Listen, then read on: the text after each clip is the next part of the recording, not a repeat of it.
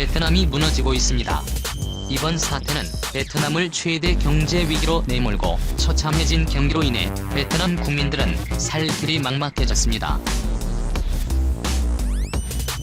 TV와 얘기나마 우리나라는 경제가 좋아. 지금 전 세계적으로 경제 좋은 데 없고 무슨 또 베트남만 안 좋은. 그럼 헛되이 해석하지 마라. 네, 맞습니다. 지금 전 세계적으로 경제가 좋은 곳이 없습니다. 한 베트남만큼은 다른 나라들보다 느끼는 체감 경기가 더 안 좋을 수밖에 없다는데요. 이유가 무엇일까요? 지금부터 심층 분석해보겠습니다. 베트남 관광은 천혜의 관광 환경을 무기로 엄청난 성장세를 보여왔습니다. 연간 300만 명이 넘는 한국인들이 베트남을 방문하며 베트남을 방문하는 외국인 관광객 중 중국에 이어 두 번째로 많은 수를 차지합니다. 지금이야 혐한 감정으로 인해 한국 사람들도 베트남을 안 가겠다는 사람들이 늘고 있지만 베트남은 관광지로서 매력있는 곳이었으면 분명해 보입니다. 한국 기준으로 동남아에서 필리핀 다음 두 번째로 가까운 나라이고 비수기라면 30만원도 안 되는 가격에 왕복 비행기 표를 구할 수 있습니다. 비자도 필요 없고 심지어 기내에서 반드시 작성해야 하는 입국 카드도 필요 없습니다. 물가도 싸입니다. 한국 관광객들이 베트남을 많이 찾던 이유 중에 하나가 바로 저렴한 물가 때문이기도 한데요. 쌀국수 한 그릇은 대략 한국 돈으로 2,000원, 망고 하나에 500원입니다. 여러가지 장점을 이유로 기하급수적인 성장세를 기록 중이었던 베트남 관광은 현재 베트남 경제에 있어서 가장 중요한 구성 요소 중 하나였습니다. 베트남 국가관광청은 장기적 관광사업 다변화 계획에 따라 외환을 국내로 들여오며 베트남 경제는 농업에서 서비스 경제로 전환되었습니다. 국내 총생산의 3분의 1 이상이 호텔과 음식, 교통업 등 서비스에 의해 창출됩니다. 8%를 차지하는 제조업과 20%를 차지하는 농수산물로 10%의 광업보다 높은 비중을 차지합니다. 공업과 도시개발 이후 베트남에 대한 대부분의 외국인 투자는 관광에 집중되었고 특히 호텔 프로젝트에 집중되었습니다. 세계관광여행협의 회동상 보고에 따르면 관광, 교통, 엔터테인먼트, 요리 등 관련 분야의 발전을 촉진하는데 모든 분야의 경제 성장 동력이 정지되어 버린 상태입니다. 경제 위기는 전 세계적으로 왔습니다. 하지만 베트남에 있어 이번 위기가 다른 국가들보다 체감 수위가 더 셀 수밖에 없는 것은 바로 주력 사업이 관광업이라는 점 때문입니다. 이처럼 관광이 차지하는 비중이 높아 관광업과 서비스업에 종사하는 베트남 일반 서민들은 당장 먹고 살 길이 막막해졌습니다. 실제로 이번 사태의 여파로 호치민 여행사의 90%가 문을 닫는 것으로 나타났습니다. 그나마 대기업의 자회사나 국유 회사들만이 명맥을 유지하고 있지만 말 그대로 유지하는 것일 뿐 내일 문을 닫아도 이상한 상황이 아닙니다. 호치민시 관광청은 현 사태가 현지 관광 산업에 미치는 영향에 대한 보고서를 발표했습니다. 보고서에 따르면 지난 1월과 2월 기간 동안 호치민을 찾는 평균 여행객 수와 수입은 전년 동기 대비 50%에서 60% 이상 감소했습니다. 여행사들의 상황은 더 심각한데요. 대부분의 여행사 수입이 95% 이상 급감했으며 아예 매출이 없는 여행사도 있는 것으로 조사됐습니다. 3월 들어선 피해가 더욱 심화되었습니다. 호치민에 등록된 중소규모의 여행사 90%가 운영을 중단했습니다. 여행객들 떨어지면 여행사만 망하는 것이 아닙니다. 가뜩 가격이나 손님도 없어 날파리만 날리는 상황에 사회적 거리두기의 일환으로 레스토랑, 쇼핑몰 등 모두 문을 닫으면서 관광 명소들은 여행객들의 인적이 아예 끊겼습니다. 민시의 25개 대표적인 고급 관광 숙박시설 보고에 따르면 2020년 2분기 관광업계가 전망하는 계획은 수천억 동에 이를 것으로 집계되었습니다. 이번 사태가 장기화될 경우 베트남은 복합 위기에 빠져들 가능성이 높습니다.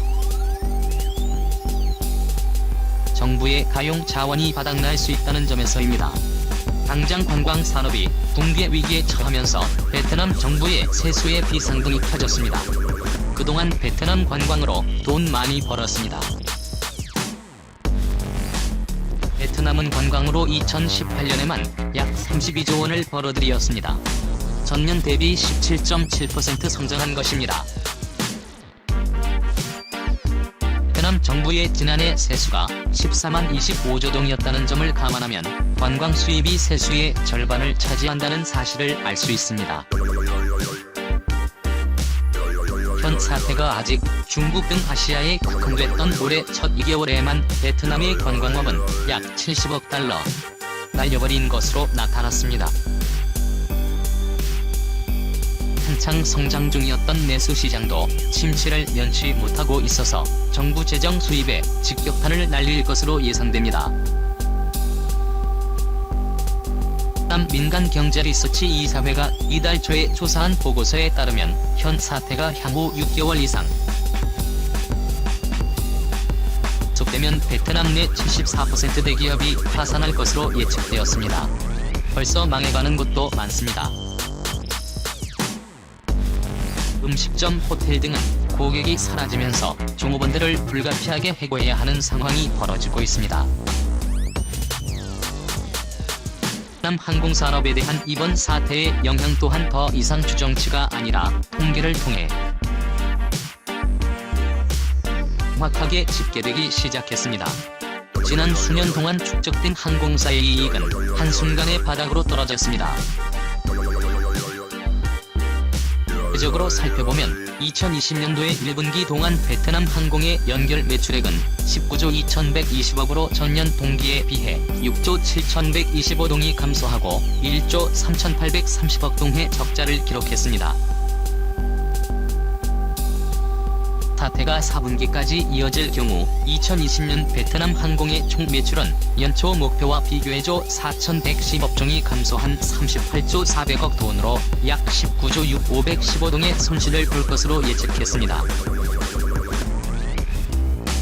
한마디로 그동안 벌어놓은 거 다 까먹고 이 상태가 더 유지된다면 천문학적인 빚더미에 놓이게 될 것이라는 겁니다.